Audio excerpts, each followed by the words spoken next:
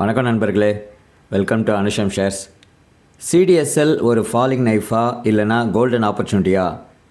இந்த பங்கு அதனோட பீக்கில் இருந்து 32% டவுன் ஆகிருக்கு.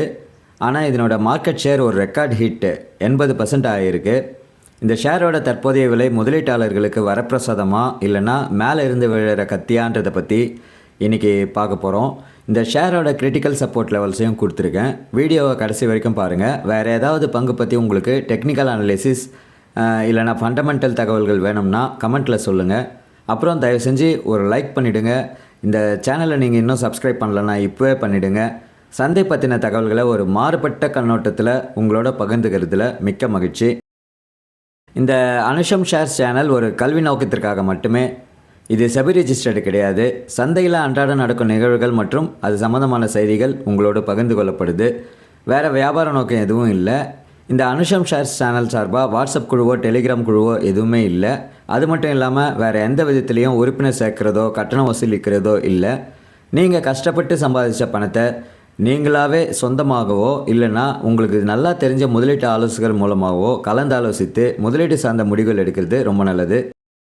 சிடிஎஸ்எல்லோட துணை நிறுவனமான சிவிஎல்லுக்கு அதன் வருவாயில் சுமார் 15% அதிக லாபம் இந்த கேஒய்சி பிஸ்னஸ்லேருந்து தான் வருது.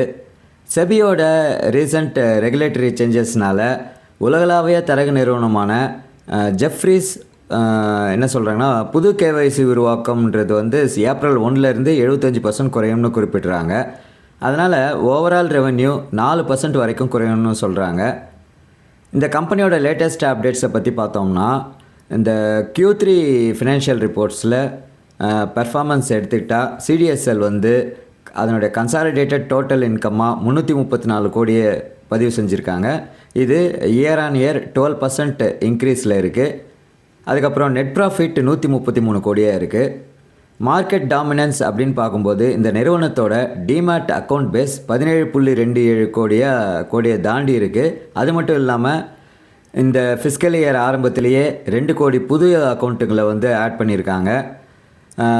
மொத்த டிமேட் அக்கௌண்ட்டில் 80% மார்க்கெட் ஷேர் இந்த கம்பெனி மெயின்டைன் பண்ணுது.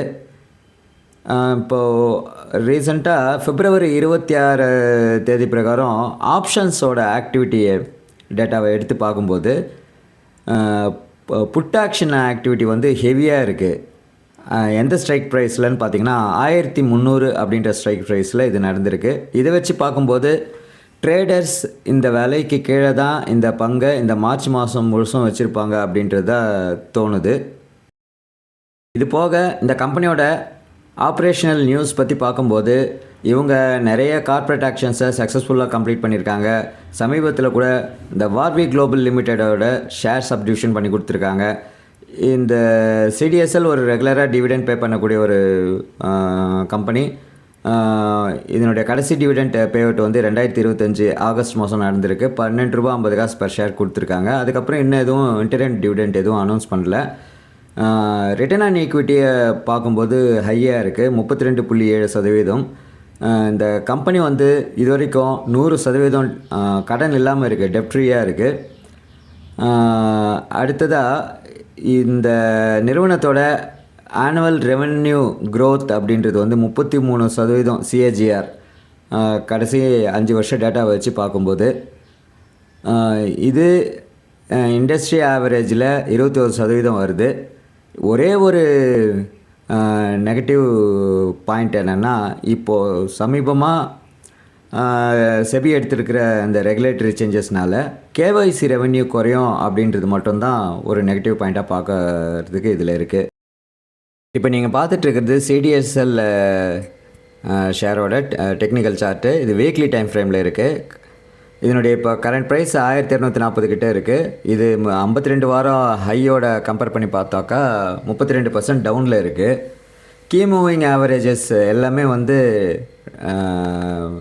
டவுன்வர்ட்ஸை தான் கன்ஃபார்ம் பண்ணுது. அதாவது 50 day moving average, 50 SMA, 200 SMA எல்லாமே ஒரு பேரிஷை தான் காட்டுது. ஆர்எஸ்ஐ மொமெண்டம் இண்டிகேட்டரில் ஆர்எஸ்ஐ எடுத்துக்கிட்டாக்கா 36.5 இருக்குது. It's near oversold territory.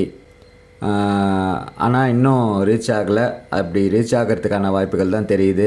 MACDன்னு எடுத்துக்கும்போது கரண்ட்டாக -35.6 இருக்குது. இந்த RSIயும் MACDயும் பார்க்கும்போது ஸ்ட்ராங் பேரிஷ் தான் இண்டிகேட் பண்ணுது. அடுத்ததாக MFI மணி ஃப்ளோ இண்டெக்ஸ் அப்படின்னு எடுத்துக்கிட்டாக்கா இது 20.5 இருக்குது. இதுவும் வந்து ஒரு ஓவர்சோல்ட் ஜோன் தான். இதுக்கிட்ட ஒரு பொட்டென்ஷியல் ரீபவுண்ட் இருக்கலாம் அப்படின்றது வந்து எதிர்பார்க்கலாம். இதனுடைய இமீடியட் ஹேர்டலாக பார்த்தோன்னா நெக்ஸ்ட்டு ரெசிஸ்டன்ஸு 1300 கிட்ட இருக்குது.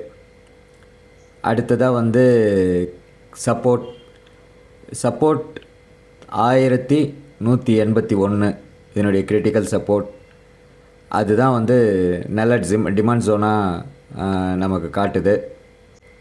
என்னை பொறுத்த வரைக்கும் இது நல்ல குவாலிட்டி ஸ்டாக் தான். ஆனால் இப்போது வந்து ஒரு பேட் என்ட்ரி பாயிண்டில் இருக்குது.